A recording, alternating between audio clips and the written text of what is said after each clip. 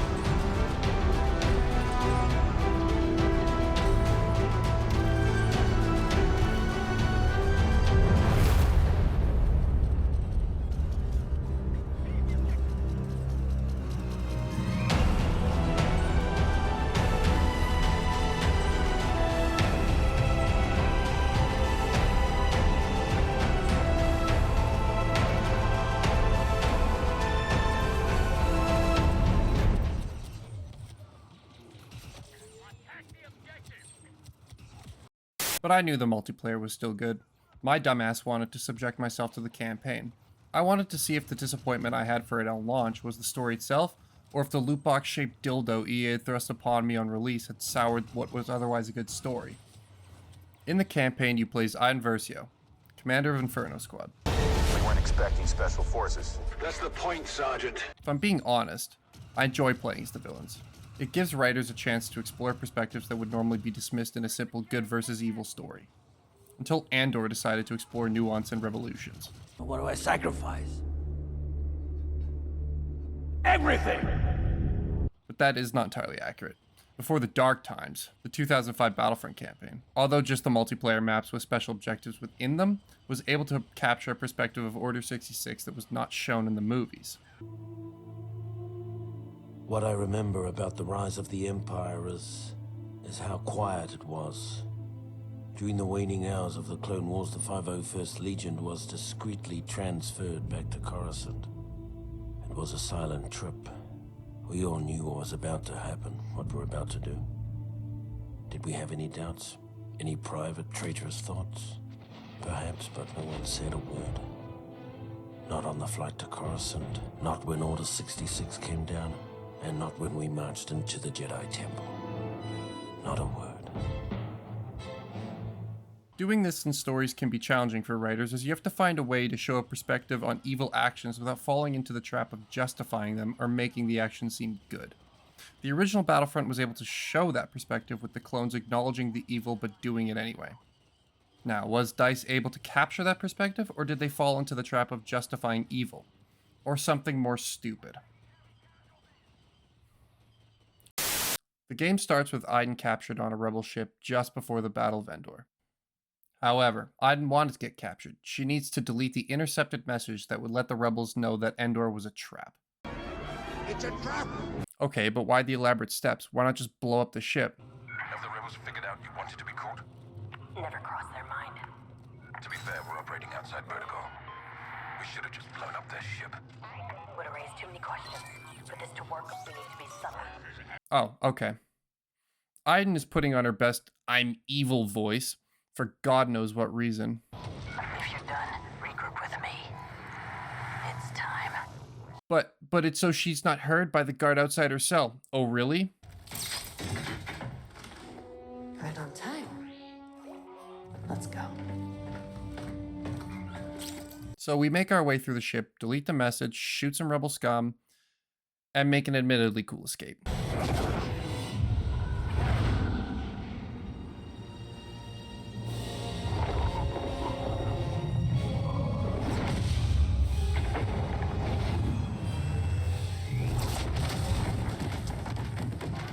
First mission was a decent introduction to the game, and Iden, she is clearly drunk the Empire Kool-Aid, and there's no way she would ever deviate from that path abruptly. Inferno Squad now finds themselves in the middle of the Battle of Endor. Inferno Squad was a little late as Han and co had already destroyed the shield generator for the Death Star. And this reaction from Inferno Squad needed to be good. In the movies, we never got the reaction of regular Imperials to their propagandized invincible superstation blowing up. Like a band-aid being ripped off kind of reaction where their entire world and perception of strength crumbles around them. And I think this reaction from Inferno Squad is good. Iden has that moment of shock, and then reels herself and the squad back in. We've lost that round, but it is not over yet. Get ready for the next one. Iden is very convicted in her beliefs, so this makes sense. Inferno Squad fights its way through the forest to get to some TIE fighters and to escape the planet. One ATST later, and we are now flying through the wreckage of the space battle. After the space battle, Inferno Squad splits and your squad leaves on their ship, but Iden is called to Admiral Versio's ship. This is where we learn about the Emperor's contingency plan. This is the first we see Iden have trepidation, but to be honest, I'm not quite sure what causes it. There's no info about Operation Cinder's actual purpose beyond, You are but one of many tools by which these ideas shall be burned away. but I refuse to believe that this would unsettle her given what her squad mates have said. And I will deal with them the same as the rest. Today we wipe out that scum once and for all. She should also know about the other atrocities committed by the Empire, given that Inferno Squad was created, quote, after the Alliance to restore the Republic scored its first major victory when they stole the plans to the Death Star during the Battle of Scarif, and ultimately destroyed the battle station during the Battle of Yavin in 0BBY for prevent an event like from happening again. Someone at Wikipedia needs to proofread.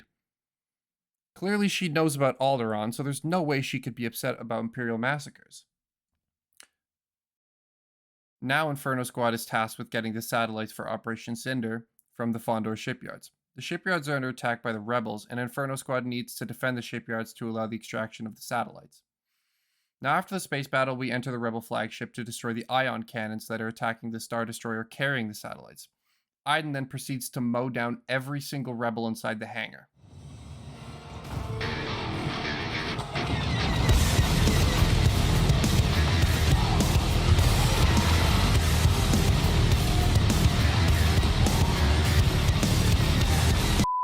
Now keep this image in mind for later. Iden now makes her way to the ion cannons with Hask and destroys them. One epic escape later, and we're back in our TIE fighters. Now, this is where an argument can be made that Iden is starting to question the Empire. Inferno Squad! The Dauntless has regained power, but the docking clamps have locked us in place. How can we help, sir? Destroy the control source keeping me in place. Sir, my orders are to protect the satellites, not attack an Imperial station. Do not question my authority, Commander Versio. I disagree, however. She questions the order because they are a complete contradiction to her previous order to protect the station. She does not argue after she is told not to question the orders, and she does not pursue the conversation any further. If the writers had intended for this to show that she was becoming disillusioned with the Empire like her trepidation with the Emperor bought, this fails the same, as Iden has no reason other than the contradiction in orders to question them, and when she is told again to follow the orders, she does so and doesn't argue.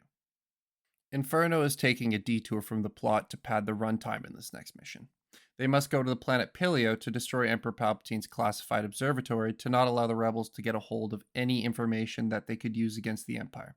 Del, the other member of Inferno, is sent on this mission. Now, the only reason this mission deviates from the main story, I can only describe it like this.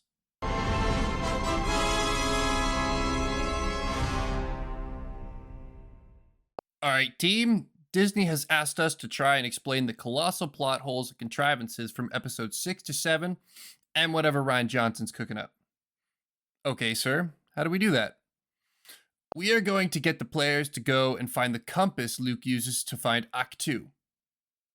But isn't that just another MacGuffin like the map to Luke Skywalker in episode 7? I know. It really is a brilliant idea. And plus, we can use this level as an excuse to play as Luke. Luke is going to be playable in this story? What kind of cool enemies will we have Luke fighting? ATSTs, another hero character, or just some hordes of stormtroopers like the Force Unleashed? Well, we will have him fight a handful of stormtroopers and bugs. Like big bugs, such as the Ackleys in episode 2? Like the Ackleys, sir? So, the bugs were not the Ackleys. I cannot possibly understand why DICE thought that having Luke's only level be where we escort and defend Del from bugs. Under Pinky Kuna!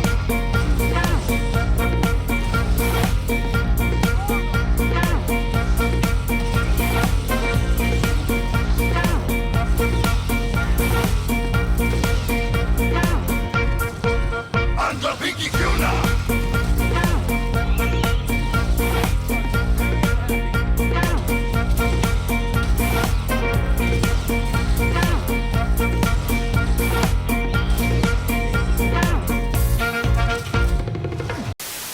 Now, this isn't all bad. This is, and I will die on this hill, the final depiction of Luke Skywalker before Rian Johnson's fanfic irreparably damaged my love for this franchise. Luke had previously freed Del from an amber trap, and now both were on their way to Palpatine's vault. Luke frees Del, and Imperial simply because you asked. This is juxtaposed with Del's perception of the Jedi. I've heard 100 stories about the Jedi. They terrified me as a boy on Coruscant, but you... The reason this works, and is an excellent example of understanding Luke's character, is his understanding of the Force that transcends the galactic war going on. I'm glad we were brought together, Del.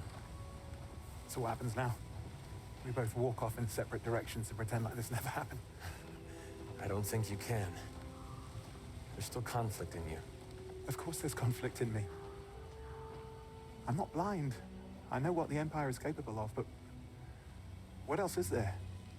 A choice. The rebellion? No. The choice to be better.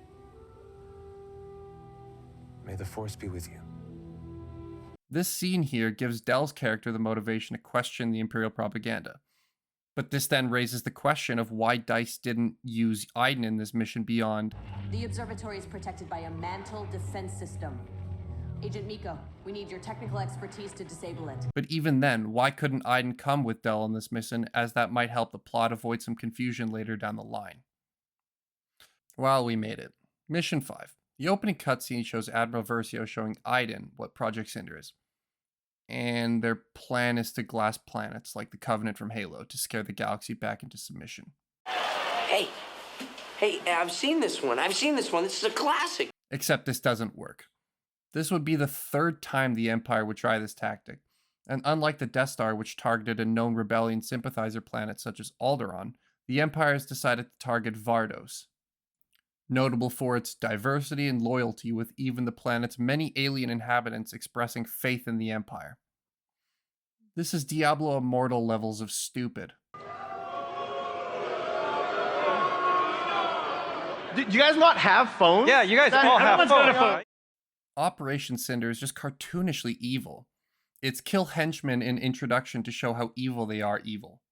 It makes no sense for the Empire to try this a third time. The only reason this would make sense is if the writers needed some contrived reason to have Iden defect from the Empire.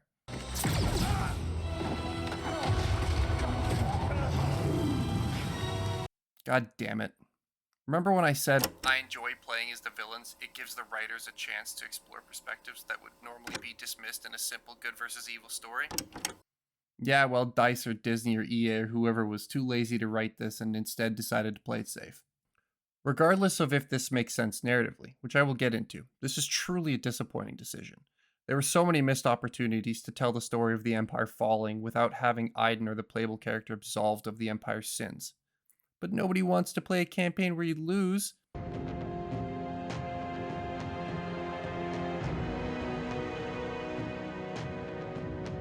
I rest my case. It's still a huge disappointment of what could have been if this game had the balls to tell a story where you take part in the Empire's desperation to beat the rebels. To argue against myself here, the argument in favor of her betrayal is that her mission was to extract only one VIP named Gleb, and let all the civilians of her home planet die. This theoretically shows Iden that the Empire does not care about its people as everyone is expendable. But again, is this incident enough to have her U-turn on an entire life of indoctrination? I can't say for sure, but I would think there would need to be more than one incident for her to shift like this. Del has a better reason to question the Empire with his interaction with Luke, which is why Iden should have had that interaction with Luke instead of or with Del. I don't like the idea of Iden defecting from the Empire, as you can tell. Now, I'm not saying that we need to take part in massacres like Order 66 in the original Battlefront 2, but imagine this for a second. Send Inferno Squad on missions where you are going after Imperial defectors, or Imperials that are deemed not loyal to the Empire after the Battle of Endor. This way, the story is still able to put Inferno Squad in a position where they're doing things for the Empire, but it isn't just blatantly evil for the sake of being evil. To expand this, what if these other less fanatic Imperials knew about Operation Cinder, had the reaction Iden did in the current story, and splintered from the Empire? These defectors form their own version of what they believe the Empire was, and now fight a three-sided war between the Rebellion, the Empire, and this new faction. If you wanted, Iden could join this faction instead of staying with the Empire. What you don't do is have them join the Rebellion, as they still wouldn't ideologically align themselves with the Rebellion. Having them flip a switch and join the side of the faction they've spent the last 5 years or so fighting would just be silly. So, anyway, Iden and Del turned themselves into the Rebellion and joined them. Nice. That makes sense. Why have an interesting character-driven narrative about the Empire when instead we can have more of the same? So now, under the command of Lando Calrissian, Iden and Del join the Rebellion to stop Operation Cinder from glassing Naboo. Now, I sat there at the start of this level asking why the Empire didn't start with Naboo, an obviously more Rebellion-friendly planet, and not Vardos. But then I remembered that the plot doesn't progress without Iden joining the Rebellion from this funny little contrivance. And here we are. We blow up the Star Destroyer, and now the Empire sends an invasion force to attack Naboo because the satellites are destroyed. I have to say, this is not a very good contingency plan from the Empire. We now find ourselves in Theed, outside the palace playing as Leia.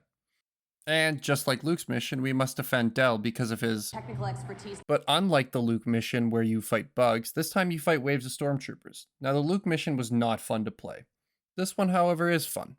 The stormtroopers and the environment with the battle going on around you really shows how immersive this game can be. But I'm still left with the question of why the Empire sends only one Star Destroyer to protect Operation Cinder. The answer? The plot required the protagonists to win.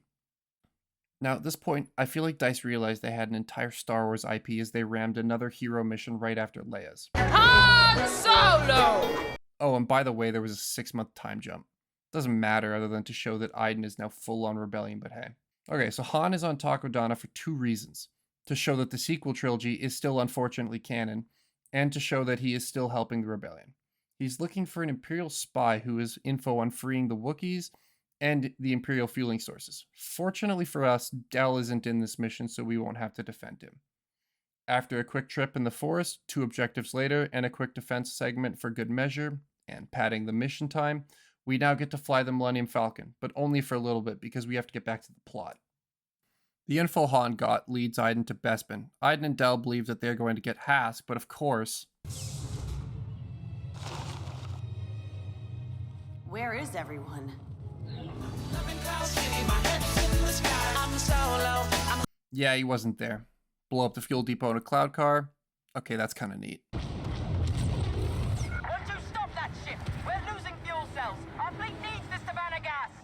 We now find ourselves in an Imperial weapons factory on Sullust, as that was also in the data Han got. But not as Iden. No, we get to be Lando. Now, it seems like I'm rushing through the story, but in my defense, so was DICE in these last few levels. After Iden switched teams, the story's kind of just been happening with nothing of note going on. All the non-plot heavy missions seem to be after that switch. As well, all the hero missions minus Luke appear right after this. Huh. We finally made it to Jakku. Back to Jakku! Why does everyone want to go back to Jakku? Iden and Shriv are going to take part in the fight with Del commanding the Corvus. Del gives a weird goodbye to Iden. Hold on a moment. Iden. Make sure you come back. Make sure I have a ship to come back to. I'm sure that means nothing. Don't worry, Shriv brought me back. Hey, Shriv, I hope you survive this incredibly dangerous mission as well. Thank you, Del. Your friendship means everything to me. Iden blows up a bomber hangar, saves a bunch of rebels. Oh, hey, Hask. Hello, Iden. Bye, Hask. Damn, he's dead. Agent Hask, ex-friend of Iden Versio, 1/3 of Inferno Squad. Dead. Oh no! Anyway, last week... Now, Iden decides to go save her dad on his ship. We fight on top of a Star Destroyer. I'm sure this won't be used in a later Star Wars, but in a more stupid way. Ide goes to her dad, but he's too interested in aura farming like Beckett.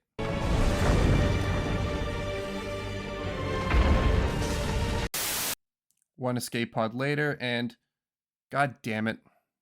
I feel like DICE didn't need to force this. There was no reason to. You know, unless they needed it for something later. Oh hey, that's Ben Swolo. A buddy of mine saw Kylo Ren take his shirt off in the shower, and he said that Kylo Ren had an 8-pack. That Kylo Ren was shredded. Del is now an old man and is captured. Now, Kylo's gonna do his cool Vulcan mind meld from episode 7, but this time we can get to see what that's like. Taking us through what I assume is Del's memory, and oh hey, that's Scarif. That would have been cool to have a level on. Oh well. Del gives up and gives Kylo the intel, and oh, hey, that's Hask. Hi Hask. Bye Del. Okay, so it turns out that kiss was important to lay the foundation so they can introduce Iden and Del's daughter, Zay. One space battle later, where they sort of explain the mass abductions the First Order was doing to build their armies from episode 7. Now to Vardos one last time to go stop the abductions and Gleb, who was introduced earlier in Mission 5. Remember her? She now runs the show on the abductions and is on Vardos, and it was a trap. Oh hey Hask.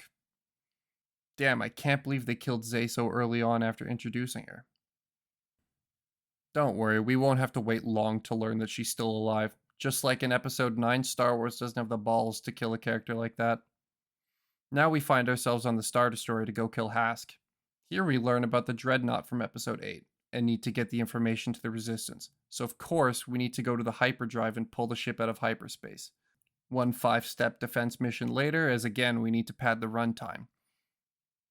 We are finally ready to... Oh, hey Hask.